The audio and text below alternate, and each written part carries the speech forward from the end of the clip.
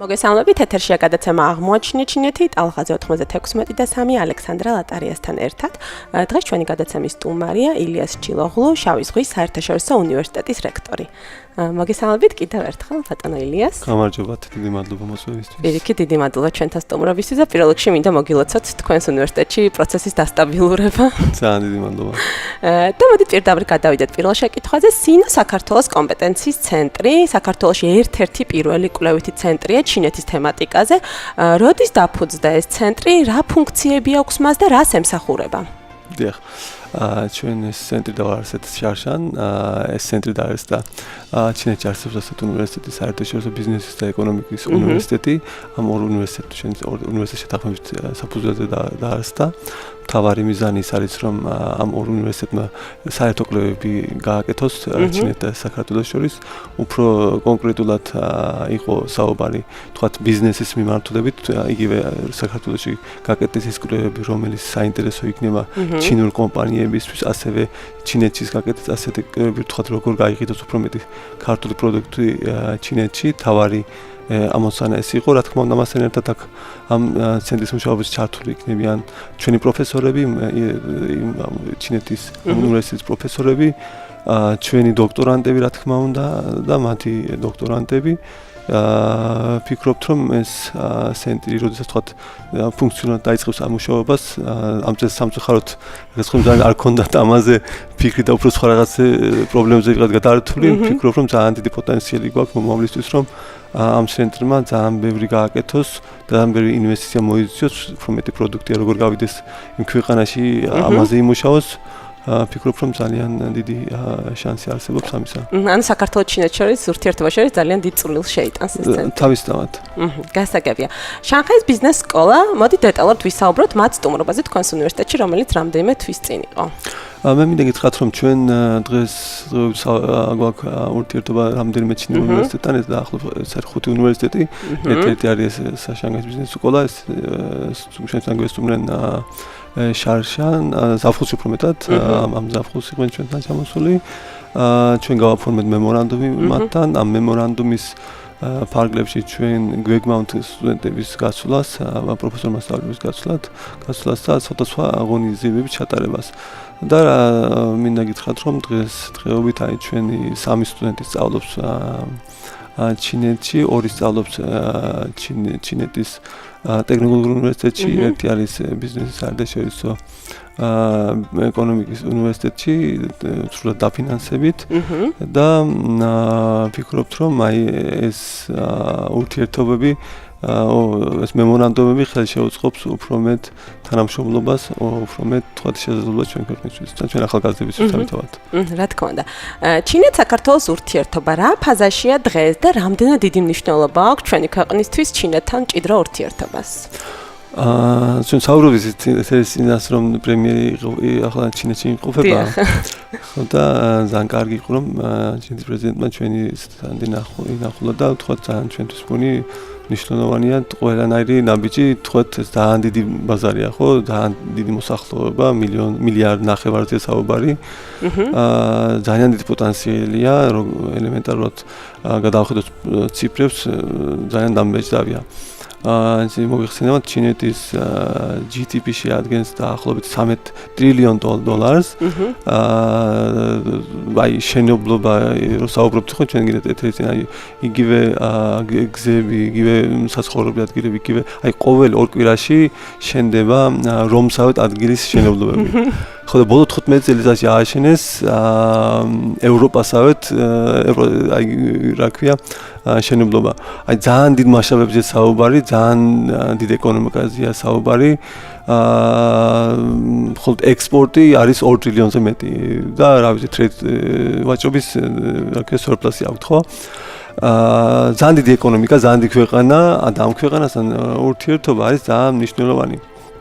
რა თქმა უნდა, რო ვკითხოთ თუ გითხარით, ხო, აი ადამიანებს ჩინეთი რო კითხოთ აჩინეთ რას წარმოადგენს თქვენ ალბათ ყველა ეთქვის ეკონომიკას თავისთავად ეკონომიკა ძალიან მნიშვნელოვანია ძალიან ბევრი ხდება ეკონომიკის გარეშე მაგრამ მარტო ეკონომიკა კი არა ჩინეთი არის სხვადასხვა აი სპორტში იგივე კულტურაში ტურიზმში ხო ძალიან დიდი განათლებაში საშუალების ქვეყანა ხა ჩვენ რო გადავხედოთ ჩვენ ციფრებს ჩვენ ექსპორტი არის 200 მილიონი და დაახლოებით იმპორტი არის მგონი 600 მილიონამდე ხო რა თქმა უნდა ძალიან ცოტა არის ჩვენ ხვდით დაახლოებით მარტო ღვინოს ხვდით დაახლოებით მგონი 8 მილიონ ბოთლამდე წელიწადში ხო და ამის გაზრდის ძალიან დიდი საშუალება არსებობს და ძალიან დიდი შანსი გვაქვს რომ აი ზუსტად გუშინდელი ექსპოს ერთ-ერთი მთავარი მიზანი ეს იყო რომ უფრო მეტი თქვათ ღვინო გაიყიდოს ან სხვა პროდუქტები გაიყიდოს რა თქმა უნდა მარტო ღვინო კი არა უფრო მეტი ტურისტი ჩამოვიდეს უფრო მეტი ინვესტიცია ჩამოვიდეს როგორც ვიცი ახალი ხელშეკრულების იყო მოწერილი და გეგმება ინვესტიციების თქვათ ინვესტიციები საქართველოში ხო ამიტომ ასეთი დიდ ქვეყანასთან როდესაც გვაქვს საუბარი ჩვენთვის ძალიან დიდ ბევრს ნიშნავს და ამიტომ ვფიქრობ რომ ყველა ნაბიჯი ყველა ამ ხრივ გადადგმული ნაბიჯი არის ძალიან მნიშვნელოვანი და ჩვენთვისაც აი უნივერსიტეტებმა ვფიქრობ რომ თავისი წილი უნდა შეიტანონ ამ ურთიერთობაში ჩვენ გქონდა დაგეგმილი ჩინური ენის გახსნაზე საუბარი ამაზე მე მგონი თქვენ შეიძლება დაგვადეშოთ მე თქვენს როგორც ჩინეთის ენის ჩინური ენის სპეციალისტი რომ ვფიქრობ რომ ჩინური ენაც არის ძალიან საინტერესო და აუცილებლად სტუდენტებმა უნდა ისწავლონ ეს ენა. მოკლედ რო ვთქვათ ჩვენთვის ძალიან მნიშვნელოვანია ჩინეთთან ურთიერთობა ასე დიდ ქვეყანასთან. გასაგებია. საერთაშორისო ბიზნეს და ეკონომიკის უნივერსიტეტის ვიცე-პრეზიდენტის მოწვევით თქვენ იმყოფებოდით პეკინში. და მოდი დეტალურად ვისაუბროთ ამ ვიზიტზე და იყო თუ არა პეკინი ისეთი როგორც თქვენ წარმოგედგინათ ისეთი ლამაზი თანამედროვე კი ეს ჩინეთში ვიყავით ორჯერ პირველ ვიზიტზე გავაფორმეთ მემორანდუმი ორ უნივერსიტეტს შორის და მეორე ვიზიტის ფარგლებში გავაფორმეთ აი დაარსეთ ეს ცენტრი სათხენ ახლა ვისაუბრეთ თავისთავად ჩინეთი არის ძალიან საინტერესო ქვეყანა ჩვენთვის აი ვთქვათ ადამიანი ამერიკაში ბევრჯერ ყოფილვართ ხო გიცხოვრია ევროპაში ძალიან ბევრჯერ ყოფილვართ მაგრამ როდესაც არ ხარ ჩინეთში ვფიქრობ რომ შედარება ძალიან ძნელია სხვადასხვა ქვეყნებისა მარტო ევროპაში და ამერიკაში ყოფნით სხვა სოფლიოში შედარება ცოტა ძნელია ამიტომ ყველას თუ საშუალება იქნება ვიზიტი ჩინეთში იქნება ძალიან საინტერესო ძალიან მასშტაბებზე დიდ მასშტაბებზე საუბარი ჩვენ იქ ვიზიტ პარკებში ძალიან ბევრ ადგილას ვიყავით იგივე დიდ კედელზე ვიყავით მისული ძალიან ბევრი ადამიანი ჩემთვის აიღო საინტერესო უფრო მეტ ძალიან ბევრი ჩინელი თვითონ იყო და ვიდრე უცხოელი ხო თუმცა საერთოდ ასე იყო თქვა სადაც ვიყავით უფრო მეტი ჩინელი იყო ვიდრე თქვა უცხოელი ხო და საინტერესო ის რომ აი მე მაჩერებდნენ ხშირად და ჩემთან სურათს იღებდნენ. ეს არ ვიცი ასე ხდება თუ თქვათ უცხო სახერავი მაინც უცხოელი უფრო აინტერესებს. ასე არის ხო მე არ ვიცოდი რატომ ხდებოდა და ვიყავით ერთ-ერთ იმანში რა ქვია დიდი ბიბლიოთეკა იყო ძალიან და არ ვიცი რომ სახერავი. სოფლიოში ცნობილი ერთ-ერთი ძალიან ცნობილი იქ ვიყავით და სკოლის ბავშვები იყვნენ მოსულდა და მოვიდა ერთი რა ვიცი ძალიან ბევრი 50 მოსწავლე შემდა და მითხრა რომ სურათი გადაღება უნდა.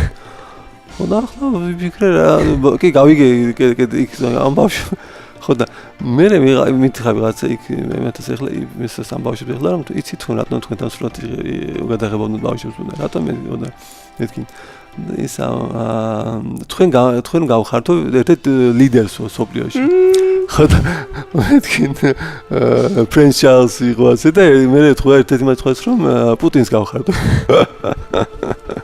ხო და სურათს ძალიან ბევრი ადამიანი იღებდა სურათს და რა ვიცი ალბათ შეიძლება გასაბას ხედავდნენ შეიძლება ადამიანები ხო და ძალიან საინტერესო ისტორია ქონია საინტერესო ისტორია ქონია ბატონო ილიას და ბოლოს შეკითხვა თქვენი აზრით როგორი ქვეყანაა ჩინეთი?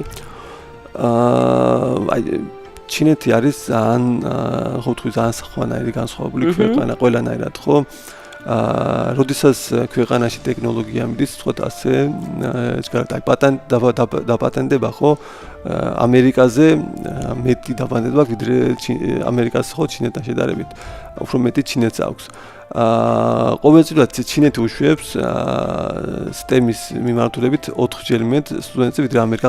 როდესაც საინჟინრო მათემატიკა ტექნოლოგიების მხრივ თუ არ ახარძლია ძალიან ძნელია რომ თქვათ წინ წახვიდეთ. ამ მხრივ აი უნივერსიტეტები თქვათ Times Higher Education-ის მიხედვით დაახლოებით 38 უნივერსიტეტია პირველ 500-ში, ხო? აი ასეთი მასშტაბურზეა საუბარი, აი როდესაც საუბრობთ ჩვენს ხო 47 საათში თქვათ ხიდს აშენებენ, როდესაც თქვათ 19 დღეში 57 საათიან შენობას აშენებენ, ასე აქ არ არის მარტო თქვათ ადამიანების მოყრა თქვათ რო ავაშენოთ, მოდი ასე ხო არ ხდება ხო? ძალიან სერიოზული საინჟინრო მუშაობა მიდის აი ამ ყველა ტექნოლოგიებია ძალიან განვითარებული. დიახ, და ტექნოლოგიებია ძალიან განვითარებული, ძალიან წიწასული და ამიტომ ჩვენთვის ვფიქრობ რომ ჩინეთის გამოცდილება, აი როგორც უნივერსიტეტი, რა თქმა უნდა უნივერსიტეტთან თანამშრომლობთ, ახლა ჩვენ მინდა გითხრათ რომ ბოლო რამდენი 2 წელია თანამშრომლობთ აი აქტიურად ესეც მოხდა იმის გამო რომ ჩვენი პროფესორი დაინიშნა ჩინეთში ელჩად ბატონო დავით აფსიაური და ჩვენ ახლა ვფიქრობთ იმაზეც რომ მუშაობთ ახლა მასთანაც რომ აი ამ ცენტრის ფარგლებშიც კიდე გავაგრძელოთ თქვათ აქტივობა ჩინეთის